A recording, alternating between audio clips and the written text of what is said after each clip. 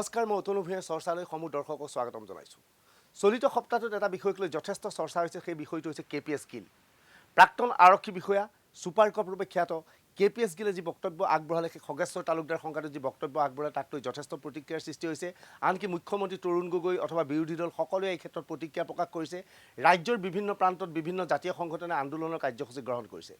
আজি চৰ্চাত আমি দেখুৱাম KPS গিলৰ সৈতে চৰ্চাৰ বাবে লোৱা এক আছুতীয়া সাক্ষাৎকাৰ। প্ৰথমবাৰৰ বাবে অসমৰ কোনো ব্যক্তিগত টেলিভিজন চেনেলক KPS গিলে সাক্ষাৎকাৰ দিছিল চৰ্চাৰ বাবে।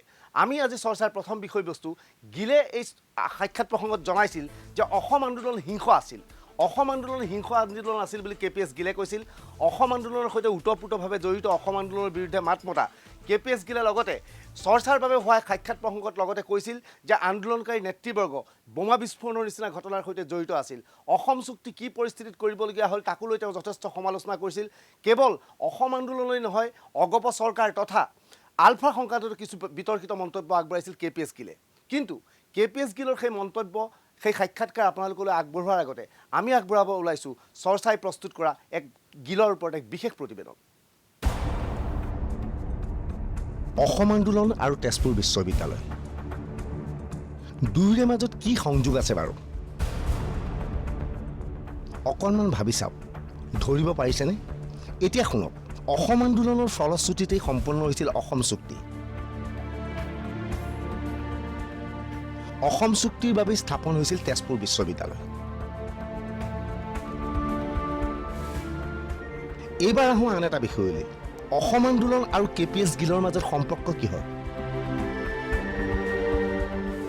প্ৰাক্তন আৰক্ষী বিষয়া তথা ছুপাৰ কপ KPS গিল আছিল অসম আন্দোলন দমন কৰিবলৈ চেষ্টা চলোৱা আৰক্ষী বিষয়াসকলৰ মাজৰ এজন। এক কথাত ক'বলৈ গ'লে অসম আন্দোলনৰ বিৰোধী আছিল KPS গিল। অসম আন্দোলনৰ সৈতে জড়িত প্ৰতিজন ব্যক্তিৰ বাবে KPS গিল আছিল এটা আতংকৰ নাম। কিন্তু সংযোগ চাওক, কেইবাটাও দশকৰ অন্তত অসমলৈ আহি গিলে বাহৰ পাতিলে তেজপুৰ বিশ্ববিদ্যালয়ৰ অতিথিশালাত। সেই KPS গিল, যি KPS গিলে অসম চুক্তিৰ বিৰোধিতা কৰিছিল, এতিয়া অসমলৈ আহি ঠিকনা বিচাৰি পাইছে অসম আন্দোলনৰ ফলশ্ৰুতিত স্থাপিত তেজপুৰ বিশ্ববিদ্যালয়ৰ অতিথিশালাত। অসম চুক্তিৰ আধাৰত গঠিত তেজপুৰ বিশ্ববিদ্যালয়ৰ অতিথিশালাত থাকি গিলে কৈ গ'ল আৰক্ষীৰ গুলীত খগেশ্বৰ তালুকদাৰ মৃত্যু হোৱা নাছিল। खगेश्वर तालुकदार, आपने उसकी पोस्टमार्टम रिपोर्ट देखी? उसके ऊपर कोई इंजरी नहीं,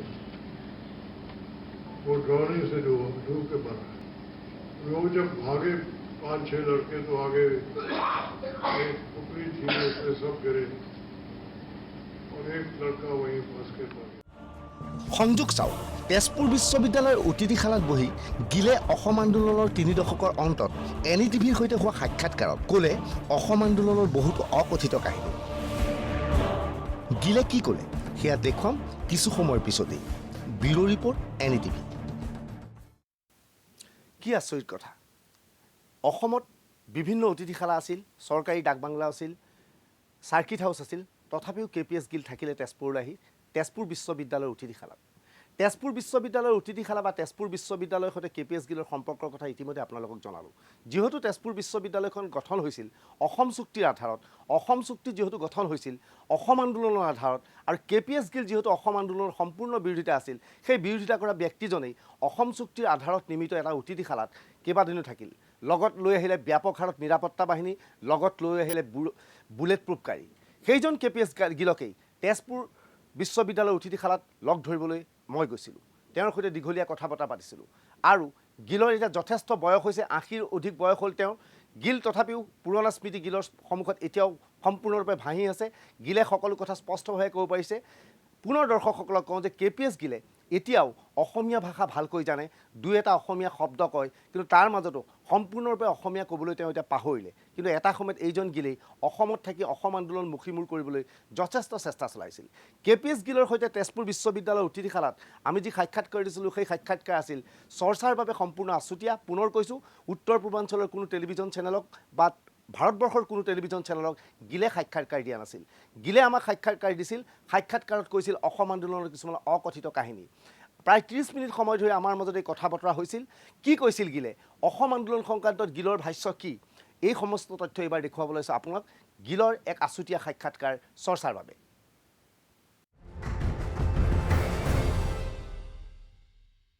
আমাৰ লগত এই মুহূৰ্তত আছে প্ৰাক্তন আৰক্ষী বিষয়া তথা অসম আন্দোলনৰ সময়ত অসমৰ দায়িত্বত থকা KPS গিল ডাঙৰীয়া।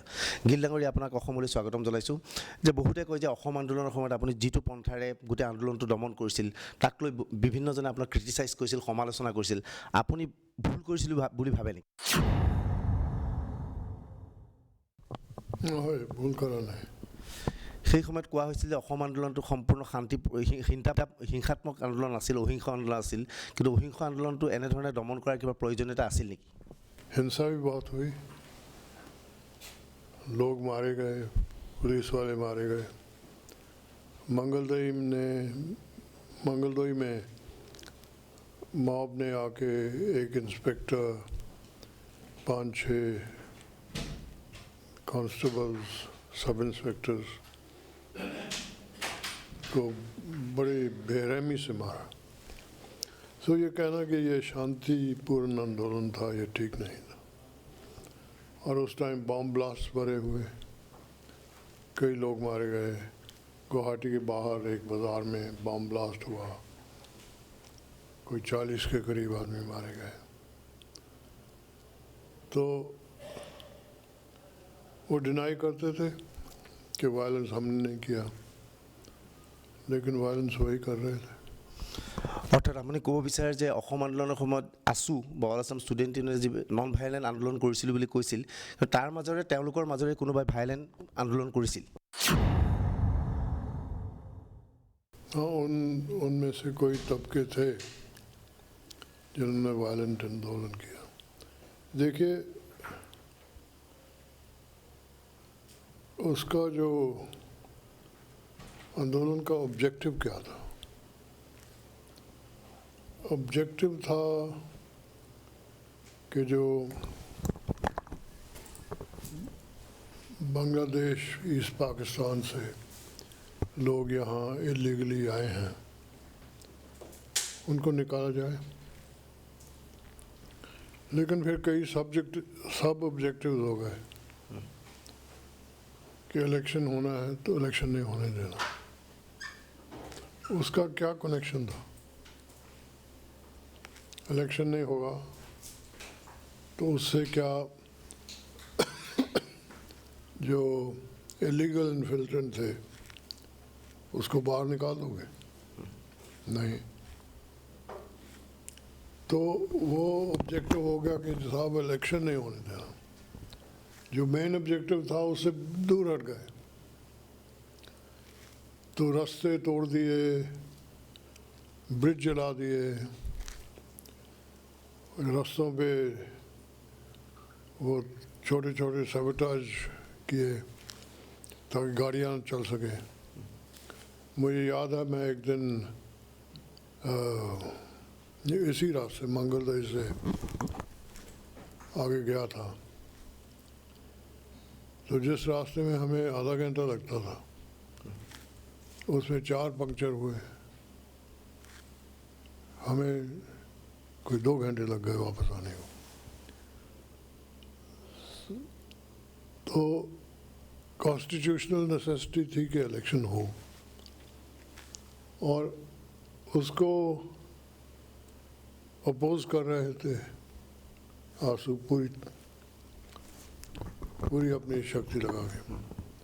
मानव स्ट्राइक कोई से पूरी गवर्नमेंट स्ट्राइक पे थी, PWD, हेल्थ, क्या क्या स्ट्राइक पे था। ये कि सिवाय पुलिस को छोड़ के, पुलिस स्ट्राइक पे नहीं गई, पूरी पुलिस काम कर रही थी। पुलिस को छोड़ के DC का पूरा ऑफिस स्ट्राइक पे था, मैजिस्ट्रेट स्ट्राइक पे थे, और उसमें इलेक्शन करवाना, रास्ते नहीं है, पोलिंग स्टाफ नहीं है, एक बहुत मुश्किल काम था। तो मुझे याद है कि मैंने कहा था कि जब इलेक्शन करवाना है तो असेंबली कॉन्स्टिट्यूट करने के लिए कितने आदमी चाहिए? 126 एमएलए हैं, कितने चाहिए?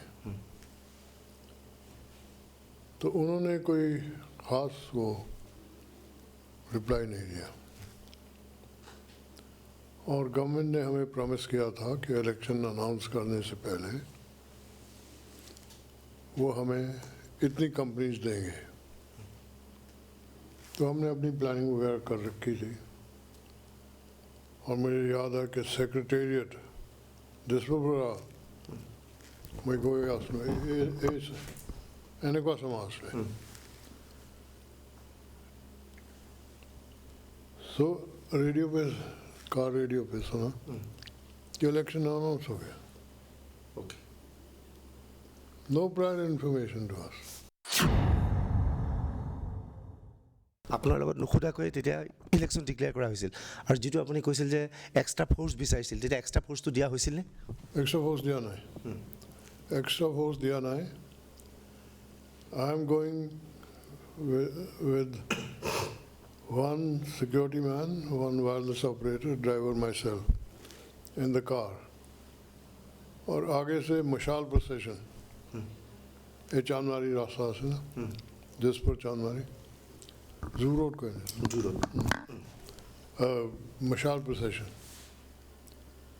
So we had to face them.